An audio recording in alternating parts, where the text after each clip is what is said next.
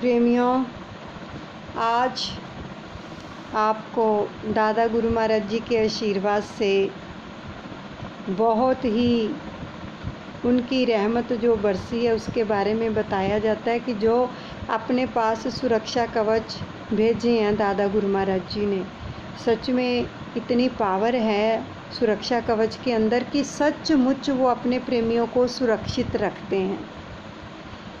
देखो, कल जब पाठ हो रहा था श्री ग्रंथ जी का, सभी सुन रहे थे और प्रसंग चल रहा था होली का।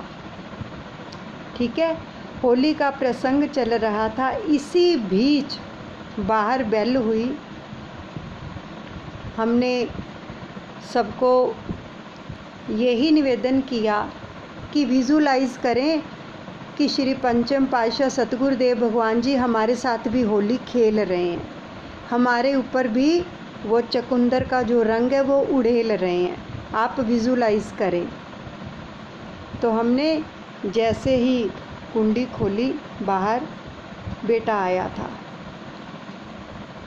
तो हम कुंडी खोल के तुरंत ना नीचे देखा ना फटाफट खोलकर हम आ गए और फिर से सेवा पर उपस्थित हो गए।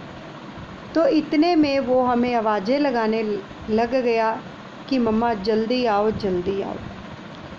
हमने सोचा अभी तो कुंडी खोल कर आए हैं, ऐसी क्या परिस्थिति बन गई जो आवाज़ें लगा रहा है। जैसे ही हमने उसकी बात सुनी म्यूट करके, उसने कहा कि जैसे मैं एंटर हुआ था, मेरे पैर के ऊपर इतना बड़ा कान खजूरा, जिसके इतने मोटे मोटे कंडे होते, बहुत बड़ा था, वो चढ़ा। उसने स्लीपर डाले हुए थे, स्किन को टच नहीं किया, स्लीपर की जो चप्पल डाली होती, छत सी बनी होती, उसके ऊपर चढ़ के नीचे उतर गया और रेंगता हुआ वो चला गया। इसलिए बच्चा घबरा गया, उसने हमें आवाज़ें लगाई। तो हमने बोला बेटा, कहता मम्मा ढूंढो उसको, इसी रूम के अंदर है। टॉर्च ली, बेड वगैरह के नीचे देखा, कहीं नहीं मिला। एक छिपकली घूम रही थी, मैंने बोला बेटा ये छिपकली है। कहता नहीं मम्मा मेरे पैर के ऊपर चढ़ा है वो। मैंने कहा चलो कोई बात नहीं, अभी मैं सेवा कर लूँ, उसके बाद उसको हम ढूंढेंगे, ठीक है। तो मैं अपनी सेवा पर फिर उपस्थित हो गई। तो वो उसको ढूंढने में लग गया। अब हुआ क्या, जब हम इधर आके सेवा करने लगे, सेवा करते करते हमने उस जीव को जो निकला था वहाँ से, उसको सुरक्षा कवच में डाल दिया। ऐसे सुरक्षा कवच बनाया और उसको डाल दिया कि दादा गुरु महाराज जी ये आपके सुरक्षा कवच में सुरक्षित है, और सुचारू रूप से मिल गया और हमने इसको बाहर निकाल दिया है सुचारू रूप से। अब इतने में बेल हुई तो भगत जी आ गए।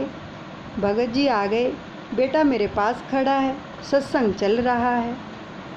तो वो अपने पापा को उधर ले गया, उसको ढूंढने लगे। जब उसको ढूंढने लगे तो कहीं नहीं मिला। तो उस बेटे ने कहा मम्मा मैंने सोचा चलो अब कहीं नहीं मिल रहा, चलो मैं फिर लेट जाता हूँ, कि टाइम हो गया था 10:15 बजे का, 10 सवा 10 का टाइम था। तो कहता मैं लेटने लगा, तो मैंने जैसे ही तकिया उठाया तो वो उसके नीचे कुंडली मारकर बैठा हुआ था। इधर से हमने क्या दादा गुरु महाराज जी को प्रार्थना की कि सुचारू रूप से मिल गया है और सुचारू रूप से हमने उसको बाहर कर दिया है और वो आपके सुरक्षा कवच में सुरक्षित है। कितने सुचारू रूप से मिला और रक्षा कितनी की दादा गुरु महाराज जी ने इस बच्चे की। और हम भी लेटने वाले थे इसके बाद, सेवा के बाद, वहीं पर बेड के ऊपर, तो कितनी रक्षा की। सुरक्षा कवच में इतनी पावर है। फिर भगत जी ने उसको उठाया और बाहर उसको छोड़ आए, मारा नहीं, उसको छोड़ आए बाहर गटर में। तो आप ये देखो कि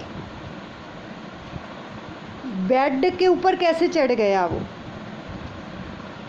कभी इतने साल हो गए हमें दादा गुरु महाराज जी के आशीर्वाद से इस घर में इस नारायण रूपी घर में रहते हुए, लेकिन कभी ऐसा नहीं हुआ कि जीव उसके ऊपर चढ़ जाए कोई। लेकिन उन्होंने उसको इतने सुचारू रूप से बिठा दिया, बेड के ऊपर ही बिठा दिया, क्योंकि नीचे होता तो हमें मिल ना पाता।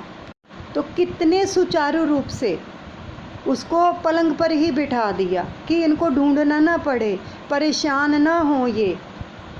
तो कितना प्रेम करते हैं हमसे। सुरक्षा कवच में कितनी पावर है, आप खुद सोचो। अब हमारी रक्षा भी की और उस जीव को बाहर भी निकाल दिया। सुरक्षा कवच में इतनी पावर है। जो विश्वास करते हैं दादा गुरु महाराज जी के ऊपर, उनकी प्रार्थना करते हैं, नाम का जाप करते हैं, ये मत सोचो जब सामूहिक रूप में प्रार्थनाएं होती साक्षात प्रकट होते हैं वो। तो ये कितनी कृपा है, कितना वो हमारा ध्यान रखते हैं। मतलब कि हम उनका जितना भी धन्यवाद करें उतना ही कम है। एक तो उन्होंने हम सबकी जान बचाई और एक सुचारू रूप से ये सब दिखा दिया।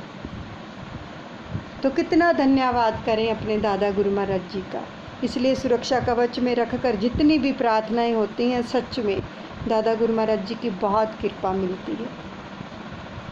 हम लाखों करोड़ों बार अपने दादा गुरु महाराज जी का धन्यवाद करते हैं। इसी प्रकार हमारे साथ रहें और हम उनके सुरक्षा कवच में हमेशा ही सुरक्षित रहें। बोलो जयकारा बोल मेरे श्री गुरु बोलो जयकारा बोल मेरे श्री गुरु महाराज की जय। श्री परमहंस दयाल जी महाराज की जय।